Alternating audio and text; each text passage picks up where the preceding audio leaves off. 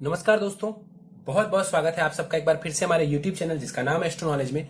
दोस्तों, आज की इस वीडियो में हम एक 28 वर्ष युवक की कुंडली का विश्लेषण करने वाले हैं, जिन्होंने अपने बर्थ डिटेल्स मेरे साथ शेयर किए हैं और एस्ट्रोलॉजी के माध्यम से ये अपने जीवन से जुड़े हुए कुछ महत्वपूर्ण प्रश्नों के उत्तर जानना चाहते हैं। तो निश्चित ही आज इस वीडियो में मैं इनके द्वारा पूछे गए सभी प्रश्नों का उत्तर दूंगा और साथ ही साथ इनकी कुंडली का पूर्ण विश्लेषण भी करूंगा।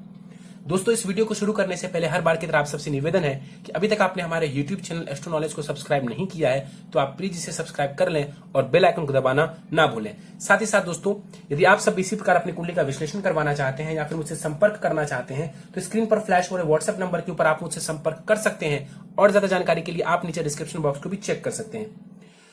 दोस्तों, एक महत्वपूर्ण सूचना दे दूं, अब हमने एक नई फैसिलिटी शुरू की है हमारे चैनल के ऊपर।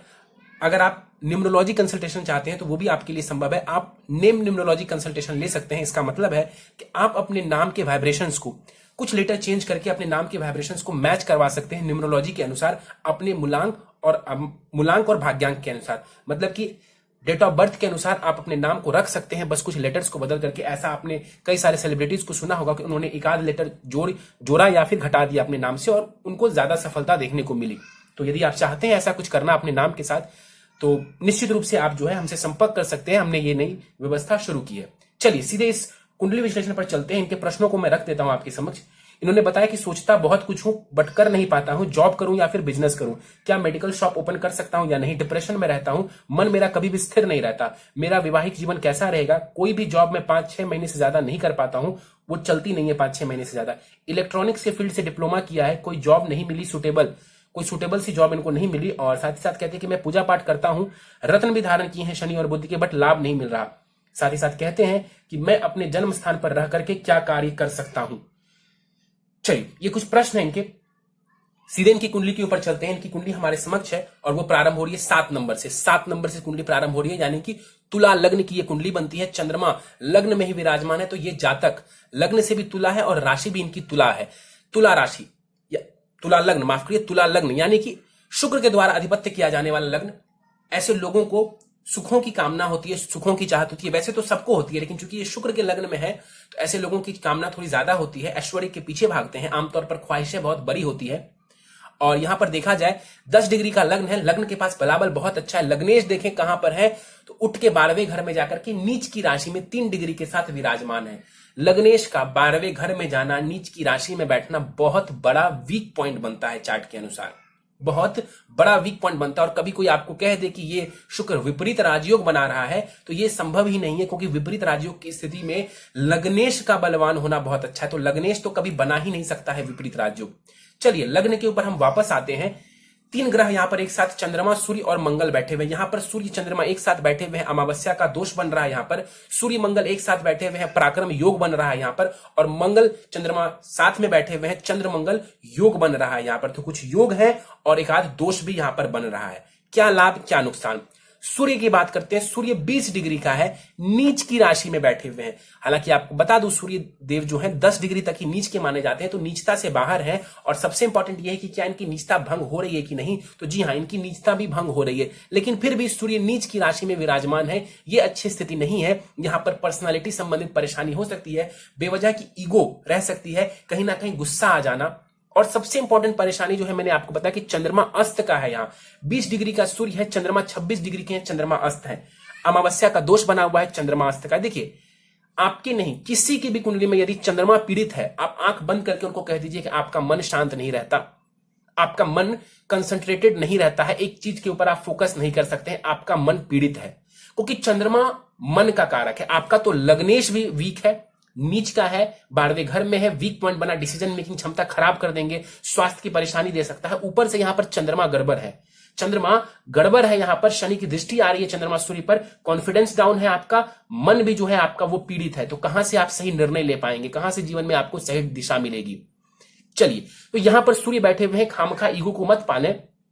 जो उपाय बताता हूं वो उपाय करेंगे, एक दिशा की ओर चलें, भटके नहीं। फिर से बोलता हूं, भटके नहीं, क्योंकि कुंडली में चंद्रमा जब वीक होता है तो भटकाता बहुत है। तो यहां पर भटके नहीं, एक दिशा को निर्धारित कर लें और कुछ भी हो जाए आप उसके ऊपर चलते जाएं, सफलता आपको मिल जाएगी। यहां पर देखा जाए, सूर्य की दृष्टि पड़ेगी सप्तम भाव के ऊपर, उच्च की दृष्टि जरूर पड़ेगी। लेकिन बता दूं कि यहां पर जो है सूर्य नीच के हैं, उच्च की दृष्टि विवाह भाव के ऊपर। सूर्य जो है, मैंने बताया है कि प्रेम का कोई कारक नहीं है सूर्य। तो यहां पर विवाह आपको देखेगा तो अनबन दे सकता है छोटी मोटी। उच्च की दृष्टि है बहुत नुकसान नहीं, लेकिन अनबन ये करवाते रहते हैं। यहां पर देखा जाए चंद्रमा के पास कोई दृष्टि नहीं होगी, 26 डिग्री का चंद्रमा है। चंद्रमा है कौन इस कुंडली में? तो कर्मेश है, आपके करियर भाव का स्वामी ग्रह है चंद्रमा। करियर भाव का स्वामी ग्रह लग्न में आकर के विराजमान है। बहुत अच्छा राजयोग है ये बहुत अच्छा राजयोग है। लेकिन चंद्रमा अमावस्या दोष में है, चंद्रमा अस्त का है। चंद्रमा का प्रभाव ना के बराबर आपको देखने को मिल पा रहा है। तो इस चंद्रमा को बेहतर बनाएंगे तो निश्चित रूप से मन संबंधित परेशानी दूर होगी। चंद्रमा वैसे भी 26 डिग्री का मृत है, ऊपर से अस्त अवस्था का है, पावर ही नहीं है इस चंद्रमा के पास, दृष्टि का कोई बल नहीं होगा। सूर्य देखें लाभेश है, लग्न में आकर के विराजमान है। लाभेश लग्न में बैठ जाए तो ऐसा व्यक्ति जीवन में खूब सारे लाभ उठाता है। लेकिन कैसा है लाभेश? तो नीच की राशि में है। नीच भंग जरूर हो रहा है, लेकिन मैंने बार बार बताया है नीच भंग का मतलब ये नहीं होता कि नीच भंग राजयोग बन गया तो सब कुछ बढ़िया। नीच भंग का साफ ये मतलब होता है इनिशियली खूब स्ट्रगल देंगे, आप टिके रहिए, आप लगे रहे। यही नीच का ग्रह आगे लेटर ऑन आपको लाभ दे जाएगा। यही नीच का ग्रह तब राजयोग बनाएगा जब आप मेहनत करेंगे। बैठे बिठाए नीच भंग राजयोग और विपरीत राजयोग कभी परिणाम नहीं देता है। ये बात चाहे तो आप नोट डाउन करके रख सकते हैं। चलिए आगे बढ़ते हैं, मंगल के ऊपर चलते हैं। मंगल इस कुंडली में कौन है आपको बता दूं तो वो सप्तमेश है और द्वितीयेश है, यानी कि इस कुंडली का मारक ग्रह यदि कोई है तो वो मंगल है। मार्केश है, मंगल लग्न में विराजमान है। आप मांगलिक हैं, सबसे पहले आपको बता दूं मंगल देवता अस्त के हो रहे हैं तो काफी हद तक ये मांगलिक दोष भंग भी हो रहा है, कम भी हो रहा है, लेकिन फिर भी आपको मैं मांगलिक कंसीडर करूंगा। तो कुंडली मिलान करके ही विवाह करेंगे। 20 डिग्री का मंगल है, यहां पर वृद्ध अवस्था का ये मंगल माना जाएगा और 20 डिग्री के ही सूर्य हैं। बिल्कुल सूर्य के साथ एक ही डिग्री पर मंगल आया हुआ है, ना के बराबर रिजल्ट दे जाएगा, बहुत कम। ध्यान से देखिए, 20 डिग्री पे सूर्य है, 20 डिग्री पे मंगल है। सूर्य के तेज के आगे सब फीके हैं, मंगल आपको कोई लाभ नहीं दे पाएंगे। मंगल कौन है इस कुंडली में? मारक तो है, मार्केश तो है, लेकिन धनेश भी है आपके, तो धन की परेशानी दे जाएगा। धन की परेशानी दे जाएगा, क्यों? क्योंकि धनेश है मंगल और वो अस्त का हो गया तो परेशानी तो दे जाएगा। हालांकि मंगल धनेश होकर के प्रथम भाव में आए हैं। पैतृक संपत्ति का लाभ आप अपने ऊपर आप अपने पर खर्च कर सकते हैं, पैतृक संपत्ति का इस्तेमाल आप कर सकते हैं अपने लिए। चलिए, तो यहां पर मंगल और चंद्रमा की दृष्टि नहीं होगी और ये जो चंद्र मंगल का योग बन रहा है इसका भी कोई फायदा आपको नहीं मिलेगा देखने को, क्योंकि ये दोनों ही ग्रह अस्त हैं। पराक्रम योग का भी कोई विशेष लाभ नहीं होगा आपको। और चंद्रमा और सूर्य जो साथ में बैठे हुए हैं और चंद्रमा अस्त है, मन पीड़ित है आपका और सूर्य भी डैमेज्ड है। उपाय करना जरूरी है आपके लिए, क्योंकि जब आत्मा और मन ही ठीक नहीं है तो कहीं ना कहीं जीवन में परेशानियों का सामना करना पड़ सकता है। बुध के ऊपर चलते हैं। बुध यहां पर द्वितीय भाव में, धन भाव में बैठा हुआ है। बुध है कौन इस कुंडली में आपको बता दो। बुध इस कुंडली में एक कारक ग्रह है, वो भाग्येश है और द्वादशेश है। भाग्येश भी है, द्वादशेश भी है। इस कुंडली में भाग्य स्थान का स्वामी ग्रह है बुध। आपको बता दूं कि भाग्येश द्वितीय भाव में बैठा हुआ है, ये अपने आप में धनी योग है, महाधनी योग है। तो धन कमाने के लिए बुध का द्वितीय भाव में बैठना अच्छा है, कहीं से भी खराब नहीं है।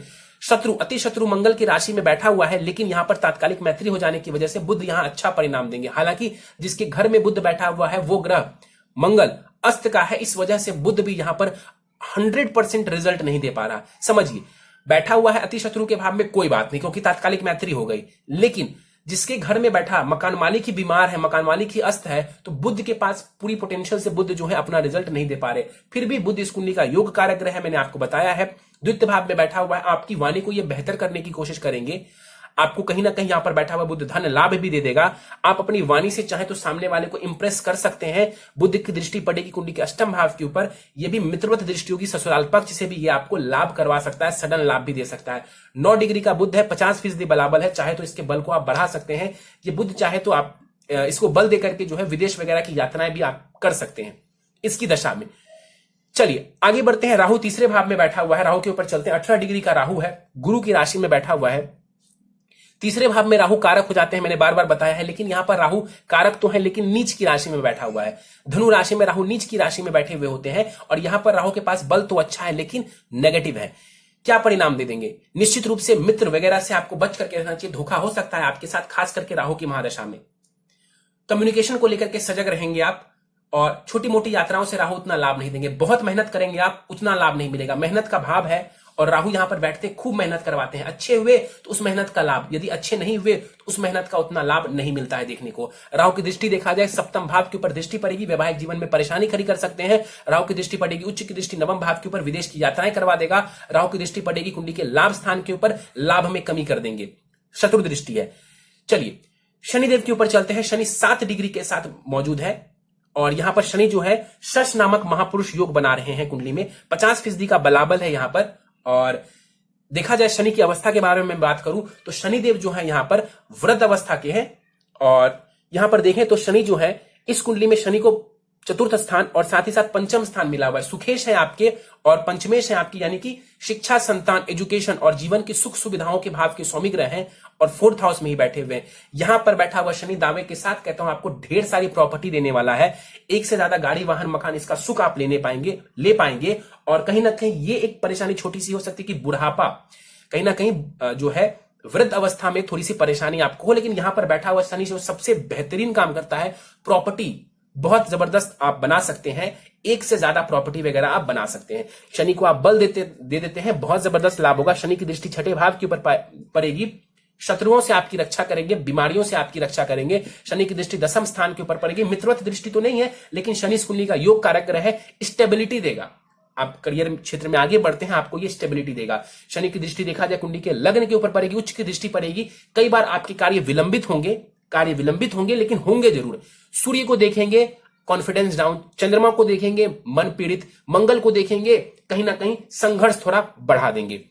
आगे बढ़ते हैं, चलते हैं कुंडली के भाग्य स्थान के ऊपर। केतु बैठा हुआ है भाग्य में और नीच की राशि में केतु देवता बैठे हुए हैं।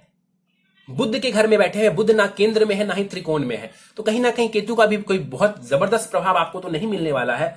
और यहां पर देखा जाए, केतु जो यहां पर बैठे हुए हैं, ऐसा नहीं होता है कि केतु यहां पर बैठे तो भाग्य का साथ नहीं मिलेगा। नीच का केतु है, निश्चित रूप से विलंब से ये साथ देगा। केतु साथ देगा आपको, लेकिन विलंब कराएगा आपको। जितनी जल्दी आपको मिलना चाहिए अपने भाग्य का साथ, उतना नहीं मिलेगा आपको। कई बार ऐसा फील होगा आपका भाग्य आपके साथ नहीं है। चलिए, यहां पर बैठा हुआ जो केतु है, कहीं ना कहीं इसकी दृष्टि जो पड़ेगी कुंडली के प्रथम भाव के ऊपर, ये भी सूर्य और चंद्रमा को देखेंगे, मन पीड़ित, आत्मा पीड़ित। लग्न को देखेंगे, कंफ्यूजन दे सकते हैं। केतु की दृष्टि कुंडली के तीसरे भाव के ऊपर पड़ेगी, यात्राएं करवा सकते हैं आपको। और केतु की दृष्टि पंचम भाव के ऊपर पड़ेगी। मित्रवत दृष्टियों की बहुत नुकसान तो नहीं करेंगे, लेकिन फिर भी शिक्षा संबंधी थोड़ी बहुत परेशानी ये कर सकता है, क्योंकि नीच की राशि में बैठे हुए हैं। चलिए आगे बढ़ते हैं, गुरु के ऊपर चलते हैं। गुरु लाभ स्थान में बैठा हुआ है, सूर्य की राशि में बैठा हुआ है तो अच्छा, लेकिन अकेला बैठा है। गुरु अकेला बैठ जाए कारक भाव में, भाव नाश करता है। तो लाभ भाव में बैठे हुए अकेले बलवान है, लेकिन भाव नाश करेंगे। इसका ये कतई मतलब नहीं कि गुरु आपको कोई लाभ नहीं देगा लाभ तो करा जाएगा गुरु, लेकिन अकेला है तो भावनाश भी करेंगे। यहां पर यह बात भी उचित है। तो यहां पर गुरु देखा जाए 11वें भाव में बैठ करके खूब धन लाभ देते हैं आमतौर पर। अकेले हैं तो भावनाश की स्थिति में उस लाभ में थोड़ी कमी आ जाएगी। गुरु इस कुंडली में कौन है आपको मैं बता दूं, तृतीयेश है और षष्ठेश है। इस कुंडली में मारक ग्रह है गुरु, क्योंकि शुक्रदेव की ये कुंडली बनती है और उन्होंने गुरु को बहुत अच्छा स्थान नहीं दिया। मेहनत, पराक्रम, साहस, छोटे भाई बहन और छोटी मोटी यात्राओं के भाव के स्वामी ग्रह बनते हैं। लाभ स्थान में जाकर के बैठा हुआ है, तो कहीं ना कहीं गुरु की दशा में, समझिए, गुरु की दशा में यात्राओं से लाभ हो सकता है, मित्रों से लाभ करवा सकते हैं, साथ ही साथ जो है छोटे भाई बहन से लाभ करवा सकते हैं, लेकिन सिर्फ अपनी दशा में। अदरवाइज राहु वहां पर बैठ करके जो मैंने प्रिडिक्शन किया था वो आपको नुकसान पहुंचाने के लिए बैठा हुआ है। इसके अलावा देखें, छठा भाव कंपटीशन होता है, छठा भाव रोग होता है, उसका स्वामी ग्रह लाभ स्थान में बैठा हुआ है, तो रोग से लाभ ले सकते हैं। रोग से लाभ कौन लेता है, तो एक तो डॉक्टर लेता है, दूसरा मेडिसिन शॉप वाला लेता है। डॉक्टर, नर्स, दवाइयों का कारोबार करने वाले लोग रोग से लाभ ले सकते हैं, कंपटीशन से लाभ ले सकते हैं, कहीं ना कहीं शत्रुओं को पराजित करके। तो यहां पर बैठा हुआ गुरु यदि भावनाश नहीं करता तो बहुत जबरदस्त स्थिति थी, लेकिन भावनाश कर रहे, फिर भी मैं आपको बोलूंगा कि ये गुरु आपको धन का लाभ करवा देंगे, बहुत परेशान होने की जरूरत नहीं है। 16 डिग्री का गुरु है, बलाबल पूरा है। एक बात बता दूं, गुरु की दृष्टि जो राहु के ऊपर जा रही है, तो राहु की नेगेटिविटी को ये कम करने की कोशिश करेंगे। जितना राहु आपको परेशान कर सकता था, धोखे दिलवा सकता था, उसमें ये गुरु थोड़ी बहुत कमी कर देगा, क्योंकि अपने भाव को देख रहा है, तो कहीं ना कहीं अपने भाव को देख करके उसके अंदर नेगेटिव इफेक्ट्स में ये कमी जरूर लाएंगे। और बलवान बहुत है गुरु यहां पर। चलिए आगे बढ़ते हैं, चलते हैं शुक्र के ऊपर। और शुक्र देखा जाए यहां पर 3 डिग्री के साथ विराजमान है, नीच के हैं शुक्र। और यहां पर जो शुक्र नीच के हैं, ये अच्छी स्थिति नहीं है। अब देखा जाए तो विदेश भाव में जाकर के नीच का हुआ है, घर से दूर जाकर के, लेकिन नीच का है तो विदेश भी चले जाएंगे, घर से दूर भी चले जाएंगे, कोई बहुत जबरदस्त लाभ हुआ आपका, इसका चांस मुझे नजर नहीं आता है, क्योंकि शुक्र नीच का है। बेवजह धन का व्यय करवा सकता है, मैरिटल लाइफ में परेशानी, क्योंकि शुक्र स्त्री कारक ग्रह है। शुक्र स्त्री कारक ग्रह है, तो मैरिटल लाइफ में परेशानी आपको देखने को मिल सकती है। और आप मांगलिक भी है और मंगल भी अस्त का है, क्योंकि मंगल आपके सप्तमेश बनते हैं, विवाह के भाव के स्वामी ग्रह बनते हैं। तो यहां पर यह स्थिति बहुत अच्छी नहीं है। विवाह कुंडली मिलान करवा के करेंगे तो लाभ देखने को मिलेगा, अदरवाइज बहुत नुकसान आपको हो सकता है। डरा नहीं रहा हूं, बस समझा रहा हूं कि कुंडली मिलान करवा के करें तो ज्यादा परेशानी नहीं होगी, अन्यथा कहीं ना कहीं परेशानियों में आप फंस सकते हैं। और शुक्र यहां पर बैठ करके बेवजह खर्च करवा सकता है। और यहां पर देखें तो शुक्र की दृष्टि पड़ेगी कुंडली के छठे भाव के ऊपर, उच्च की दृष्टि पड़ेगी। कंपटीशन वगैरह में हो सकता है सफलता आपको ये करवा दे, लेकिन फिर भी बेसिकली शुक्र को ठीक करना ज्यादा जरूरी है। चलिए दशाओं के ऊपर चलते हैं। आपको दशा जो है मैं बता दूं, अभी बुध की महादशा आपको चल रही है। बुध की महादशा आपको 8 अगस्त 2035 तक रहने वाली है। बुध आपके लिए योग कारक ग्रह है। बुध की स्थिति बहुत अच्छी है। आपके D9 चार्ट में बुध उच्च का है, तो आने वाले समय में आपको इस बुध का लाभ मिलेगा। अभी आपको बुध में बुध की अंतर्दशा चल रही है जो कि 5 जनवरी 2021 तक चलेगी। तो 5 जनवरी 2021 के बाद धीरे धीरे लाभ में बढ़ोतरी होने लगेगी। हालांकि उसके बाद केतु की अंतर्दशा चलेगी, तो केतु नीच का है तो बहुत लाभ तो नहीं करवाएगा, लेकिन हाँ इतना है कि जैसे जैसे बुध की दशा प्रोग्रेस करेगी आपको लाभ मिलेगा। ये बात आप याद रखिएगा। बुध की दशा जो है आपको क्या देगा, भाग्य का साथ देगा, विदेश की यात्राएं देगा और खूब सारा धन का लाभ देगा। खूब सारा धन का लाभ देगा। करना क्या है, उपाय करने हैं और मेहनत करने हैं। चलिए सीधे प्रश्नों के ऊपर चलते हैं। सोचता बहुत कुछ हूं, कर कुछ नहीं पाता हूं, जॉब करूं या फिर बिजनेस करूं। चलिए सोचते बहुत हैं। प्रथम भाव में 3 ग्रह बैठे हुए हैं। लग्नेश 12वें घर में जाकर के बैठा हुआ है। ख्याली पुलाव, सूर्य चंद्रमा यहां पर बैठ करके आपको ख्याली पुलाव देता है कि मन में ये कर लूंगा वो कर लूंगा, लेकिन आप कर नहीं पाते हैं क्योंकि लग्नेश कमजोर है। लग्नेश कमजोर है इसलिए आप कर नहीं पाते। अमावस्या का दोष बना हुआ है। चंद्रमा अस्त का है। सबसे बड़ी बात है चंद्रमा अस्त का है, उसको ठीक कीजिए। उसको ठीक किए बिना बहुत संघर्ष और मुश्किल में आप फंस जाएंगे। तो मैं समझ रहा हूं कुंडली का जो प्रथम भाव है वो साफ तौर पर बता रहा है कि आपका मन पीड़ित है। इसके बाद इन्होंने पूछा है कि मैं जॉब करूं अथवा बिजनेस। आप जॉब कर सकते हैं, जॉब से भी आपको लाभ होगा। जॉब हाउस के जो स्वामी ग्रह हैं लाभ स्थान में बैठे हुए हैं, जॉब आप कर सकते हैं। जॉब को लेकर के बहुत परेशानी मुझे नजर नहीं आती है, लेकिन हाँ इतना जरूर है कि यदि आप बिजनेस करना चाहें तो बिजनेस भी कर सकते हैं। अब आप कहेंगे सर बिजनेस किस क्षेत्र में करूं, तो शनि से जुड़े हुए क्षेत्र में आप जुड़ जाइए। शनि से जुड़ा हुआ जो भी क्षेत्र है उसमें आप जुड़ जाएंगे, बहुत लाभ होगा। मरकरी बुध से जुड़े हुए क्षेत्र में भी आप जुड़ते हैं, बहुत लाभ हो जाएगा। अब आप कहेंगे सर उसमें भी क्या क्या, फैक्ट्री, इसके अलावा mining, labour, steel, iron, agriculture, इन सब से जुड़ करके आप लाभ कमा सकते हैं। मरकरी ये शनि से जुड़ा हुआ फील्ड था। अब बुध से जुड़े हुए फील्ड को सुनिए। बुध आपके धन भाव में है, महाधनी योग बना रहे। बुध से जुड़ा हुआ काम भी करेंगे, लाभ मिलेगा। स्टेशनरी की दुकान, पेपर से related work, paper printing machine से रिलेटेड वर्क, पब्लिशिंग से रिलेटेड वर्क, किताबों से जुड़ा हुआ बिजनेस, इन सब से जुड़ा हुआ कार्य करेंगे, बहुत लाभ जीवन में देखने को मिल जाएगा आपको। इसके बाद इन्होंने पूछा क्या मेडिकल शॉप ओपन करूं। मेडिकल शॉप ओपन करके आप लाभ अर्जित कर सकते हैं, मैं ना नहीं बोलूंगा, लेकिन जो मैंने ऊपर ऑप्शन बताए शनि और बुध के, वो आपको ज्यादा लाभ देगा। क्या मेडिकल शॉप यदि नहीं ओपन कर सकते, बिल्कुल कर सकते हैं। गुरु मेडिसिन का कारक है। गुरु कुंडली में वो 6ठे भाव का स्वामी ग्रह, रोग ऋण का स्वामी ग्रह बनता है, लाभ स्थान में बैठा हुआ है। कुछ देर पहले मैंने आपको बताया था कि गुरु की प्लेसमेंट कहीं ना कहीं मेडिकल क्षेत्र से आपको लाभ करवा सकती है, तो उस क्षेत्र में भी आप जाकर के धन अर्जित कर सकते हैं। कोई दिक्कत आपको नहीं है। जो उपाय दूंगा उस उपाय को कर लेंगे, बहुत लाभ होगा। क्योंकि मैंने मरकरी और सैटर्न यानी कि शनि और बुध से जुड़ा हुआ क्यों बताया आपको बिजनेस पहले, क्योंकि दोनों ही योग कारक ग्रह हैं। तो इनके रत्नों को भी आप धारण कर सकते हैं। इनसे जुड़े हुए कुछ और उपाय करके आप इनको और पावरफुल बना सकते हैं। यानी कि कुंडली में जो भी ग्रह योग कारक होते हैं, यदि उनसे जुड़ा हुआ व्यापार आप करें, उनसे जुड़ा हुआ कार्य करें,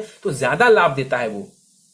चलिए इसके बाद इन्होंने पूछा है डिप्रेशन में रहता हूं, मन स्थिर नहीं रहता। चंद्रमा उसके उपाय मैं आपको बताऊंगा। विवाह कैसा रहेगा, कुंडली मिलान नहीं करेंगे, विवाह में परेशानी 100% आएगी। कुंडली मिलान कर देंगे, परेशानियों से काफी हद तक बच जाएंगे। सीधी सी बात है। कोई भी जॉब 5-6 महीने ही चलती है। देखिए ये आपके मन की परेशानी है। और जॉब हाउस के स्वामी ग्रह बनते हैं गुरु, उसकी स्थिति बहुत खराब नहीं है। हालांकि गुरु राहु की दृष्टि जरूर जा रही है, लेकिन फिर भी बहुत खराब स्थिति नहीं है। हाँ इतना जरूर है, करियर भाव का स्वामी ग्रह चंद्रमा बनता है, वो पीड़ित है। तो कोई भी करियर आप करेंगे, कल को मान लीजिए आपने बिजनेस ही प्रारंभ किया, बहुत शौक से आप बिजनेस प्रारंभ कर लेंगे, हो सकता है इनिशियली आपको सफलता ना मिले और आप डिप्रेशन के मारे उस काम को भी बंद कर दें। बहुत से लोग बिजनेस शुरू करते हैं, स्टार्टिंग में नहीं चलता है। अब आपके अंदर पेशेंस नहीं होगा और वो दिख रहा है कि आपका मन भ्रमित रहता है, पेशेंस नहीं होगा, मन शांत नहीं रहेगा, आप 6 महीने साल भर में छोड़ देंगे, तो बिजनेस में भी आपको नुकसान हो जाएगा, बिजनेस में भी नुकसान हो जाएगा। इसलिए चंद्रमा को बेहतर करिए। जॉब और बिजनेस बड़ी बात नहीं, आप जॉब भी कर सकते हैं, बिजनेस भी कर सकते हैं। मैंने आपको बता भी दिया किस क्षेत्र में बिजनेस कर सकते हैं, लेकिन मन शांत नहीं होगा तो जिस क्षेत्र में मैंने बिजनेस बताया उसी में कल को आप बिजनेस करेंगे और आप आकर के कहेंगे कि सर मुझे फायदा नहीं हो रहा। तो बिजनेस में स्टार्टिंग में मेहनत होती है, उतना लाभ नहीं मिलता है, तो उस दौरान आपको पेशेंस रखना पड़ेगा। पेशेंस तभी होगा जब मन शांत हो। तो चंद्रमा को ठीक करिए, तभी लाभ होगा आपको। इसके बाद इन्होंने बोला इलेक्ट्रॉनिक्स से मैंने डिप्लोमा किया, कोई जॉब नहीं मिले सूटेबल। आपने गलत फील्ड चुन लिया सर। इलेक्ट्रॉनिक्स यानी कि मंगल से जुड़ा हुआ फील्ड आपने चुना। मंगल इस कुंडली में योग कारक नहीं है, हाँ प्रथम भाव में जरूर बैठा हुआ है, तो बहुत जबरदस्त आपने करियर तो नहीं चुना था। कहीं ना कहीं इलेक्ट्रॉनिक्स का जो क्षेत्र है वो मंगल के अधीन ही आता है और यहां पर मंगल अस्त के हैं, मैंने आपको बताया। तो बहुत जबरदस्त करियर नहीं था और आपको अगर अच्छा होता तो जॉब मिल जाती। सीधी सी बात है, आप प्रैक्टिकली देख लीजिए कि आपको उससे जुड़ा हुआ कोई भी लाभ नहीं मिला एजुकेशन प्राप्त करने के बाद भी। इसके बाद इन्होंने कहा है मैं पूजा पाठ करता हूं, शनि बुद्ध के रत्न भी धारण किए हैं, पर मुझे लाभ नहीं मिल रहा। मिलेगा, लाभ मिलेगा, जरूर मिलेगा, परेशान मत होइए, मन को विचलित मत होने दीजिए, जरूर लाभ मिलेगा। एकदम स्ट्रेट टू द पॉइंट, वो मत सोचिए कि इतने मंत्र इतने दिनों में जाप कर लिए तो अगले ही दिन से सब ठीक हो जाएगा। लाभ मिलेगा, जरूर मिलेगा आपको। इसके बाद इन्होंने पूछा है कि मैं अपने जन्म स्थान पर रहकर क्या कार्य कर सकता हूं। मैं आपको बोलता हूं आप जन्म स्थान पर रह करके ही कार्य करिए, आपको ज्यादा लाभ मिलेगा। दोहरा देता हूं अपनी वाणी को, आप अपने जन्म स्थान पर रह करके ही कार्य करिए, ज्यादा लाभ होगा।